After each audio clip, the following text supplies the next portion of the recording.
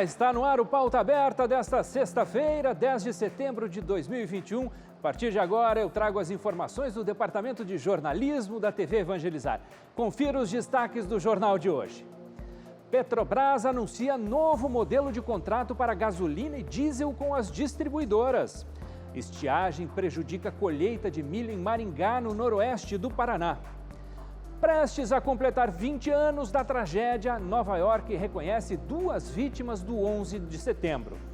Você confere essas e outras notícias a partir de agora no Pauta Aberta. Começamos falando de economia. Nesta sexta-feira, o IBGE divulgou dados referentes às vendas do comércio no mês de julho.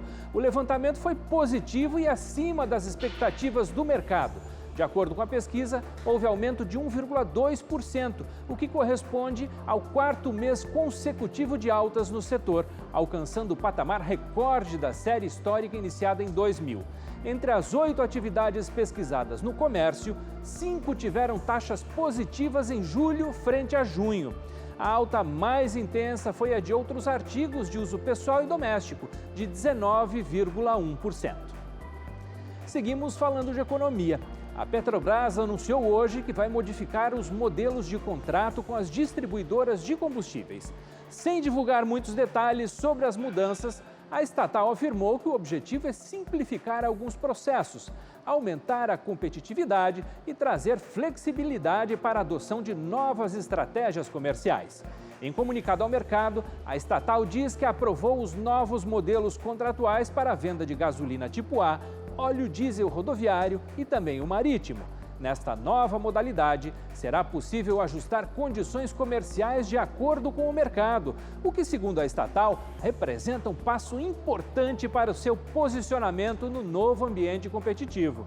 Conforme a Petrobras, diante do cenário atual do mercado, caracterizado pela entrada de produto importado por terceiros e pelo processo de desinvestimento de ativos de refino, é necessário promover aperfeiçoamentos em algumas cláusulas comerciais e operacionais. A companhia ressalta que não há mudanças nas práticas de precificação que seguem alinhadas com os mercados internacionais. Os novos contratos serão submetidos à homologação pela Agência Nacional do Petróleo, Gás Natural e Biocombustíveis, a ANP. Em Maringá, a colheita do milho ficou prejudicada por fatores climáticos. A perda da produtividade chega a 75%. O vai e vem da máquina deixa claro que é tempo de colheita. Só que olhar para a plantação nesse ano não está sendo um motivo de muita alegria para o seu José Nunes e tantos outros produtores de Maringá e municípios da região. O atraso na plantação e fatores climáticos fizeram com que a safra não respondesse às expectativas. Primeiro foi a estiagem nos meses de abril e maio, né? Uma estiagem muito longa que prejudicou sensivelmente a cultura e depois, em final de junho, 30 de junho, tivemos uma geada e mais 2 ou 3 subsequentes que realmente prejudicaram em muito a produção de milho na nossa região. A perda da produtividade chega a 75%. Para se ter uma ideia, o esperado era colher cerca de 80 sacas de milho por hectare e o que tem sido colhido não passa de 20 sacas. Nesse ano, seu José plantou 250 hectares do cereal. Esperava 15 mil sacas, mas deve colher algo em torno de 4 mil. E a situação fica ainda pior por conta da perda da qualidade dos grãos. O que eu estou colhendo agora, que foi plantado um pouquinho primeiro ali, né, uns 20%, em torno aí de uns 40 sacos por hectare que a gente está produzindo, né? Agora, os restantes que foi plantado mais para o final de março, aí já pega assim, tipo ali, um saco por hectare, 50 quilos por hectare, né? Então a perca vai ser bem violenta. Mas apesar de a realidade dos produtores de Maringá e região não ser animadora, a previsão para 2021 é de uma safra recorde no Brasil, com 256 milhões de toneladas de grãos, cereais e leguminosas. Esse número é 8% maior do que a safra de 2020. A colheita do milho deve ir até meados de setembro. E mesmo diante de um cenário desfavorável, a esperança por colheitas melhores é o que move o produtor. O agricultor não pode desanimar, né? Porque isso aqui, a nossa empresa é céu aberto. É o que a gente que tem para produzir, para sustentar o mundo aí, né? Então a gente tem que produzir. Com a baixa umidade do ar, tempo seco e as queimadas da região, uma intensa nuvem de poeira persistiu no céu de Rio Claro durante todo o dia. Um dia bem diferente do habitual. Ao invés do céu azul, o tempo seco e a baixa umidade do ar fizeram o horizonte de Rio Claro ficar assim. O tom amarelado permaneceu encobrindo as nuvens durante todo o dia e causou estranheza na população. Mas a principal reclamação foi a dificuldade de respirar. Ai, muito abafado, né? Muito abafado que a gente passa até mal. Bem calor, né? Assim com a garganta bem seca, né? Assim sentindo muito assim a parte de calor, né? De ficar assim sentindo assim sufocada, né? A gente percebeu assim uma nuvem intensa, né? Mas parece ser essa poluição, né? Tá abafado, hein? Bastante quente, seco. Tá muito ruim. Tá bem seco, na verdade, um poeirão. Quente, né? Tá meio esquisito hoje, mas tá abafado, né? A camada espessa de poeira é uma combinação da falta de chuva e dos ventos que ajudaram o material acumulado das queimadas ficar suspenso no ar. E apesar dos ventos, o fenômeno ainda traz uma sensação de abafamento, quase sufocante, causando um calor intenso. Os termômetros nesta tarde de quarta-feira bateram os 37 graus. Está acontecendo que tem uma frente fria se aproximando, ela está lá no Paraná e ela está provocando esse vento. E como a gente está numa região de lavoura de cana e a maior parte dela já está colhida, esse vento está fazendo que levante toda essa poeira da terra nua, vamos dizer assim, sem vegetação, das estradas de terra também tem muita poeira, né? Nós temos aqui extração de argila também colabora e faz montar essa poeira e as queimadas que está tendo na região. Não é só Rio Claro, é na região, nas cidades vizinhas aqui, eu já me informei, que também está com essa mesma situação de poeira. Essa época do ano é tradicionalmente conhecida pelos dias mais secos. Porém, em 2021, esse problema está mais acentuado. Até agora, a média de chuva está abaixo do esperado. E o resultado é poeira no ar e clima abafado. Depois que a frente fria passar, pode cair um pouquinho as temperaturas, mas até sábado as temperaturas variando entre 36 e 38 graus. Hoje já estamos com 36 e 3, né? E a umidade relativa está muito baixa. Entre 20 e 25 está variando, né? E essa chuva, pelo menos, vai melhorar um pouquinho a qualidade do ar. Mas para molhar a terra ou aumentar águas nos rios não vai ser suficiente ainda. As chuvas devem se normalizar mais para o final de outubro só. Papa Francisco parte neste domingo, 12 de setembro, para Budapeste. Esta é uma viagem apostólica que tem como roteiro a Hungria e a Eslováquia. Quem tem mais informações é o nosso correspondente em Roma, Jucinei Cardoso. 4 dias de viagem e uma programação repleta de celebrações, homilias e encontros com autoridades políticas e líderes religiosos. É o que prevê o roteiro elaborado pelo Vaticano para a nova viagem apostólica do Papa Francisco, a 34ª do Pontificado de Bergoglio. Desta vez, o Santo Padre cumpre agenda em 2 países, Hungria e Eslováquia. A programação se estende entre os dias 12 e 15 deste mês. É a segunda vez este ano que o Papa Francisco realiza uma viagem apostólica. A primeira aconteceu no mês de março, quando o Santo Padre se tornou o primeiro pontífice da história a visitar o Iraque, país do Oriente Médio. Na época, Francisco elegeu como lema "Sois todos irmãos", para enfatizar a necessidade de paz, independentemente da crença religiosa. Desta vez, o lema escolhido faz menção à Sagrada Família, com Maria e José no caminho para Jesus. O cronograma elaborado pela Santa Sé tem início no domingo, dia 12. A programação começa cedo, às 6 da manhã, quando o Santo Padre parte do Aeroporto Internacional Fiumicino, na capital italiana. De Roma, o pontífice segue direto para o Aeroporto Internacional de Budapeste, capital da Hungria. A chegada dele está prevista para as 7h45 da manhã. 1 hora após o desembarque, o Santo Padre será recepcionado pelo presidente e pelo primeiro-ministro húngaros. Mas é às 11h30 da manhã que acontece um dos pontos altos da agenda de Francisco em Budapeste, um compromisso que ele mesmo já havia anunciado publicamente. Concelebrarei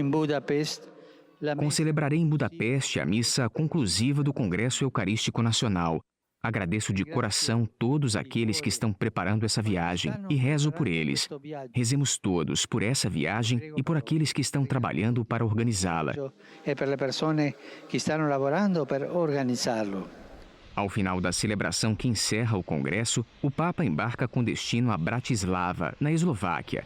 A chegada ao aeroporto internacional está prevista para as 13h30 da tarde, quando será realizada a cerimônia de boas-vindas. A visita de cortesia ao presidente da Eslováquia acontece na manhã do dia seguinte, segunda-feira, mesmo dia em que o pontífice terá encontros com o corpo diplomático e representantes da Igreja Católica. Já no dia 14, às 10h30 da manhã, o Santo Padre preside a Divina Liturgia Bizantina de São João Crisóstomo, na localidade de Košice. No mesmo local, às 5 da tarde, Francisco terá um encontro com os jovens no estádio Locomotiva, onde fará um discurso voltado à juventude. O retorno do Papa a Roma está previsto para a tarde do dia 15. Ele e os demais membros da comitiva desembarcam no aeroporto de Ciampino por volta das 13h30 da tarde. Depois do intervalo, você vai ver. Amanhã é dia do programa Voz, Evangelizar e Música. Fique com a gente, voltamos já.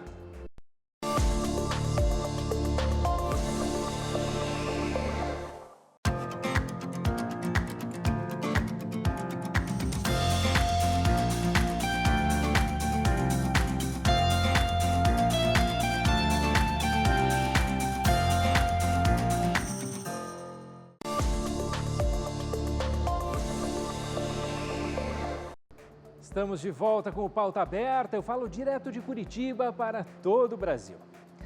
E agora o assunto é a imunização contra o coronavírus. Com o avanço da vacinação da Covid-19 no Brasil, o número de leitos ocupados diminuiu. Segundo o governo federal, em 21 estados, a taxa de ocupação é menor que 50%. Os impactos gerados com a vacinação contra a Covid-19 já são sentidos na rede hospitalar do país. De acordo com o Ministério da Saúde, 21 estados estão com taxa de ocupação de leitos de Covid abaixo de 50%. O dado mais recente, divulgado pela pasta, informa que Distrito Federal, Espírito Santo, Goiás, Paraná e Rio de Janeiro estão na zona de alerta, com taxas de ocupação que variam de 51% a 69%. Roraima saiu da faixa grave, com ocupação acima de 80%, e passou para o estado de alerta, registrando ocupações entre 70% e 80% dos leitos de Covid-19. Com a redução das demandas por Covid, a chefe deste hospital universitário de Fortaleza, no Ceará, conta que já foram retomadas as cirurgias eletivas. Com o advento da segunda onda Covid em março, a gente suspendeu as cirurgias eletivas, que só voltamos em julho. Em julho voltamos às cirurgias paulatinamente, que já estão tudo normal a partir do final de julho. Desde o início da campanha nacional de vacinação, em janeiro, o Ministério da Saúde distribuiu aos estados mais de 253 milhões de doses de vacina contra a Covid-19. Dessas, 202 milhões estão nos braços dos brasileiros. Apesar do avanço da imunização, a recomendação é não abandonar os cuidados preventivos. É muito importante também que a população continue mantendo as medidas não farmacológicas, como o uso das máscaras, o distanciamento. Por quê? Porque esses imunizantes, eles impedem que você tenha uma doença grave que vai te levar para um hospital. Os últimos dados divulgados pela Fiocruz são otimistas. Eles revelam que casos de síndrome respiratória aguda grave, no qual se encaixa a Covid-19, apresentam sinal de estabilização nas últimas 6 semanas no Brasil. São poucas as unidades da federação que mostram crescimento. O estado do Rio de Janeiro e a capital fluminense são destaques porque interromperam a tendência de crescimento observado em julho e na primeira quinzena de agosto. A análise referente à semana epidemiológica 35 abrange o período entre 29 de agosto e 4 de setembro e tem como base os dados inseridos no sistema de vacinação da Vigilância Epidemiológica da Gripe até 6 de setembro. A prevalência de casos de demência está entre os idosos. A síndrome atinge milhões de famílias em todo o mundo. Entenda na reportagem. A demência é um problema de saúde pública. Segundo a OMS, cerca de 50 milhões de pessoas vivem com a doença no mundo. 6 entre 10 estão em países pobres ou em desenvolvimento, como o nosso. Aqui a prevalência é maior do que a média mundial. Em idosos acima de 65 anos, já alcança 7,9% da população, ou seja, 55 mil novos casos por ano. Sim, a demência está mais perto de nós.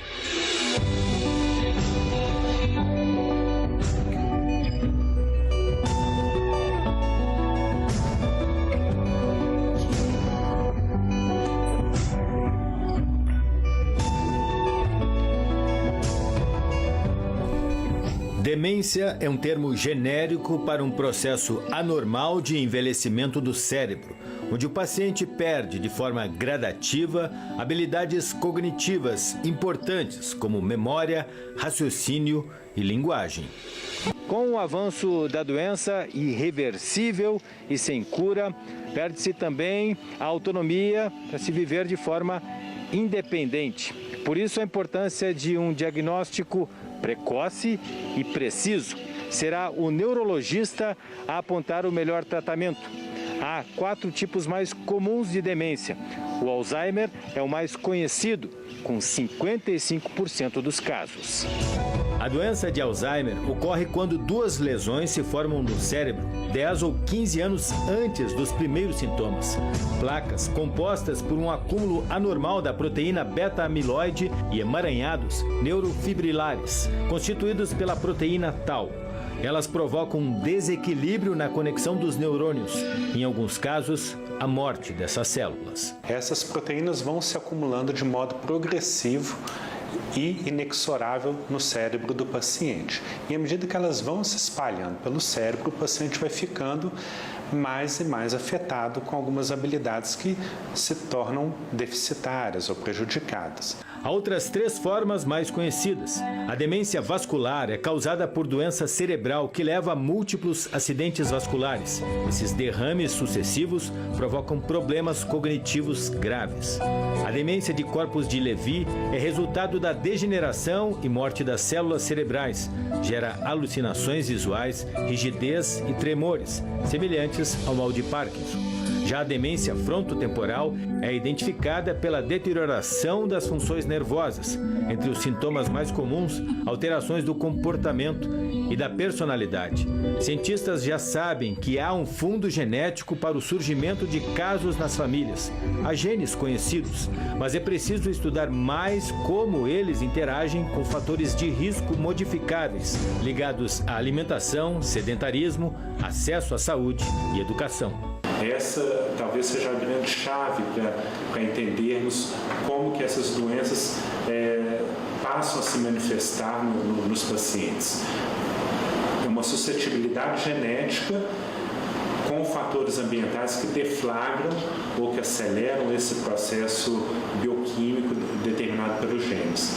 E por isso nós precisamos fazer pesquisa aqui na nossa população. Sim, o mal do novo século está mais perto de nós. Vamos falar do Setembro Amarelo. Hoje, dia 10 de setembro, Dia Mundial de Combate ao Suicídio. A psicóloga e professora da Universidade Federal do Rio de Janeiro, Ana Maria Lopes Feijó, fala como pequenas ações conseguem evitar um suicídio.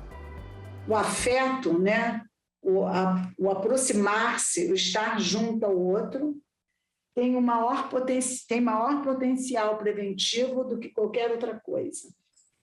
Eu até estou desenvolvendo agora, que é o que eu estou escrevendo agora, dizendo que, até pegando esses dados da pandemia, né, que eu fui lendo as pesquisas no Japão, e um dos pesquisadores acham que o fato das pessoas estarem mais em família durante a pandemia fez com que diminuíssem os índices de suicídio.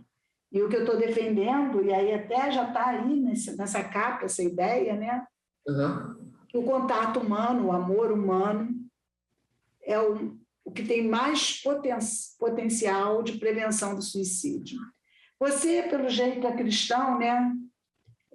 Eu diria que você vai entender o que eu vou falar, que é o amor cristão, que é o amor desinteressado, que é o amor comunitário, né? É o amor que não é um amor de preferência, é o amor a todos.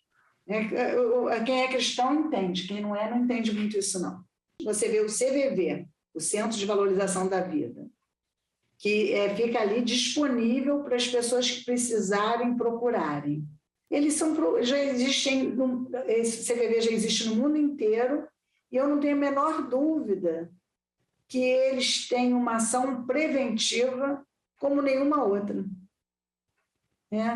Eu penso que quem tira o homem da solidão é o outro homem. Prestes a completar 20 anos, a tragédia do 11 de setembro de 2001 ainda deixa marcas em milhares de famílias que não puderam se despedir de seus entes queridos. Só que nessa semana, 2 vítimas foram identificadas após análises de DNA. Os atentados terroristas deixaram quase 3.000 mortos. Na época, sequestradores colidiram intencionalmente 2 aviões contra as torres gêmeas do complexo empresarial do World Trade Center, na cidade de Nova York, matando todos a bordo e milhares de pessoas que estavam nos edifícios.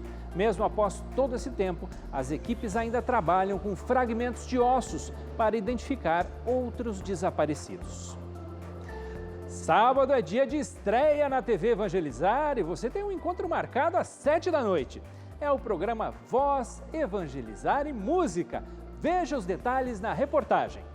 Seguinte, esse aqui é o cenário e esse aqui, são os 12. Os 12 que vão participar dessa fase final. Oi, gente, não precisa ser tímido, não. O pessoal estava ensaiando, agora tá todo mundo... Oi, tudo bem, tudo bem? É essa turma aí que tá na finalíssima. É isso aí, Estão afinando, preparando tudo bonitinho. Vocês viram o cenário? A gente está preparando tudo isso para vocês. Agora, deixa eu conversar com quem entende, quem está preparando isso aqui. José, o que vai ser esse programa? Quem são essas pessoas? Como é que o pessoal de casa vai participar? Bom, primeiro que essas pessoas nós recebemos mais de 400 inscrições para o nosso festival Vem, Voz, Evangelização e Música. E destas, nós, uma comissão técnica, analisou e escolheu mais de 70 músicas boas. E a partir disso, agora começam as etapas. 12 canções foram selecionadas para as 2 semifinais. E depois a grande final. Estes foram os 12 escolhidos canções, é um festival de canções. Marcelo, você entende, você é o cara da rádio. Esse pessoal manja, sabe cantar, sabe compor? Isso é o que eu defino como a imaginação de quem faz, que somos nós, com o sentimento de quem vai ouvir o que eles têm para entregar para a gente. Eu posso te avisar, posso convidar você de casa, vem, porque é um show imperdível. Cada composição, uma história, e essa história vai mexer com a gente. Beleza, Marcelo, valeu, José, obrigado pela participação. É o seguinte, gente, é aqui, estão todo mundo reunido, conversando, deixa eu falar baixinho para não atrapalhar. A gente está preparando essa programação para vocês, nós estamos na expectativa.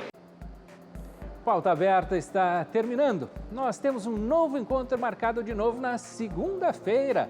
Até lá!